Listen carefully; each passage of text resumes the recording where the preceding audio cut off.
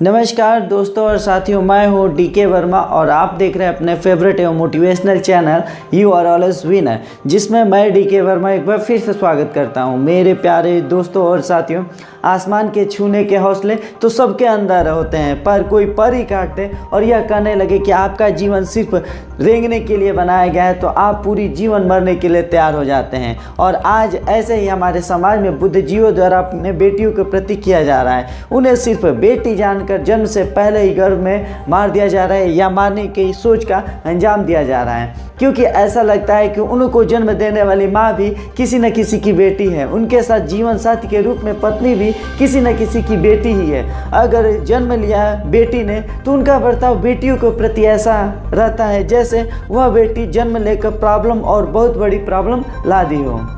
एक टीचर का ऐसा कहना है कि आज भी हमारे सोसाइटी में इस टाइप के बुद्धिजीवी लोग हैं जो बेटी ने जन्म ले लिया, उसके शादी के लिए दहेज के लिए बड़ी रकम पास न होने को लेकर, उसकी परवरिश में आ रही बाधाओं को लेकर वे बेटी को बोझ समझने लगते हैं। और दूसरे टाइप में इस टाइप के ऐसे लोग हैं जो ऐसा सोचते हैं कि बेटी को 20-22 उम्र तक पढ़ाने के साथ साथ उसका परवरिश करो और लास्ट में शादी के लिए अलग से खर्च करो, और वह बेटी गृहस्थ जीवन में ही जीवन बिताती है। इससे अच्छा कि उस बेटी को लेटर पढ़ने और लिखने तक की पढ़ाई कराओ, या वह भी नहीं।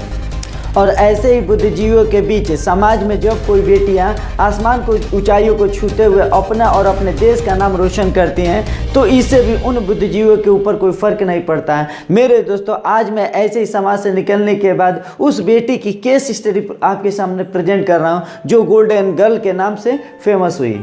उस गोल्डन गर्ल्स का नाम हिमा दास है, जिसका जन्म 9 जनवरी 2000 को असम के नगांव जिले के ढीड कस्बे में हुआ था। ढीड गांव होने के कारण लोग उन्हें ढीड एक्सप्रेस के नाम से भी पुकारते हैं। हिमा के फादर रंजीत दास एक किसान हैं जो मुख्य रूप से चावल की खेती करते हैं, और हिमा की मां जोनाली है जो घर संभालने के साथ साथ खेतों में भी हिमा के पिता के साथ हाथ बटाती है। 6 भाइयों और बहनों में हिमा सबसे छोटी है। हिमा का परिवार बहुत बड़ा, जिसमें 17 लोग हैं। सभी लोग खर्च पूरी तरह से खेती पर ही निर्भर है, जो सीमित आय से पालन पोषण इतना आसान भी नहीं लगता है। हिमा का लाइफ हवाओं में बीत रहा था, लेकिन हिमा हवाओं में भी अपने भीतर प्रतिभा को निखारती रही।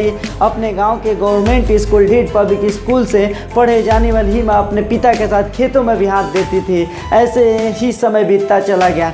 हिमा अपना ध्यान फुटबॉल खेलने में बहुत लगाती थी। एक दिन जवाहर नवोदय के टीचर शम्स उल हक ने हिमा के टैलेंट को पहचाना और उन्होंने हिमा को सलाह दी कि हिमा, आपको फुटबॉल नहीं खेलनी चाहिए बल्कि एथलीट्स बनने की सोच रखनी चाहिए। हिमा को शम्स उल हक की बात जच गई। हिमा एथलीट्स बनने की कोशिश में अपनी सुबह सुबह दौड़ शुरू कर दी। हिमा ने अपनी असली रेस दौड़ना तब शुरू की जब वह 2017 में गुवाहाटी में असम युवा कल्याण मंत्रालय द्वारा आयोजित इंटर डिस्ट्रिक्ट कंपटीशन में 100 और 200 मीटर के रेस में हिस्सा लेते हुए उस कंपटीशन में कंपीट करते हुए फर्स्ट रैंक पाई। और बिना किसी कोच के हिमा द्वारा किए गए प्रदर्शन से कोच निपुण दास की नज़र उस पर पड़ी, तो वह हिमा से प्रभावित हुए और ट्रेनिंग देने के लिए मन बना लिया। कोच निपुण दास हिमा के गांव गए, उनके माता पिता से मिलते हुए हिमा को गुवाहाटी भेजने की बात भी की है, लेकिन हिमा के माता पिता अपनी बेटी हिमा को गुवाहाटी भेजने के लिए तैयार नहीं थे।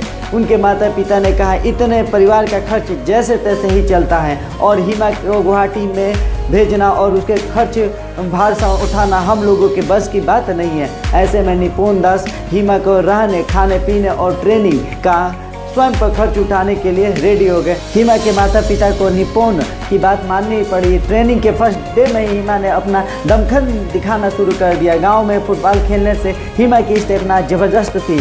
कोच निपुण ने हिमा को फर्स्ट 2 मीटर की रेस के लिए प्रिपेयर किया, लेकिन उन्हें यह महसूस है कि हिमा 400 मीटर की रेस के लिए परफेक्ट है। हिमा दास की जिंदगी की सफ़र की रेस में दौड़ते हुए आगे निकल पड़ी और फर्स्ट इंटरनेशनल प्रतियोगिता में भाग लिया। वह प्रतियोगिता 2018 में गोल्ड कोस्ट ऑस्ट्रेलिया की कॉमनवेल्थ की थी, जिसमें 400 मीटर और 4x400 मीटर रिले रेस में हिस्सा लिया। 400 मीटर की रेस में फाइनल में तो पहुंच गए, जिसमें 51.32 सेकेंड का टाइम लेते हुए 6वें स्थान को प्राप्त किया। अपने इंटरनेशनल करियर की शुरुआत में हिमा निराश तो जरूर हुई, पर उन्होंने अपने मेहनत पर विश्वास किया और अपना फोकस रेस में जीत से ज़्यादा टाइमिंग पर फोकस किया। वे जानती थी कि टाइमिंग का सुधार होने पर उनकी जीत पक्की हो जाएगी, और इस असफलता को बुलाने और अपने आप को प्रूव करने का मौका 2 महीने बाद मिल गया। और जुलाई 2018 में फिनलैंड में आयोजित वर्ल्ड यूथ 20 चैंपियनशिप 2018 उनके सामने थी। इस बार उन्होंने गलती नहीं की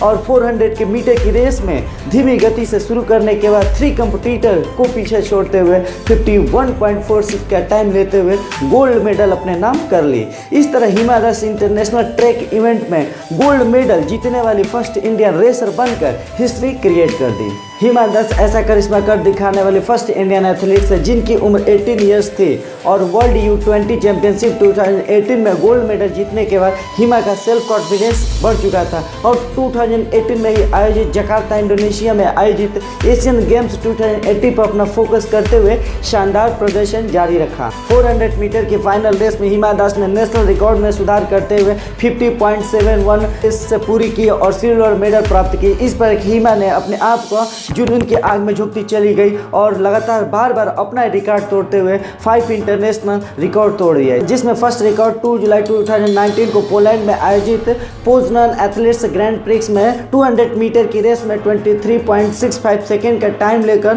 फर्स्ट गोल्ड मेडल जीती।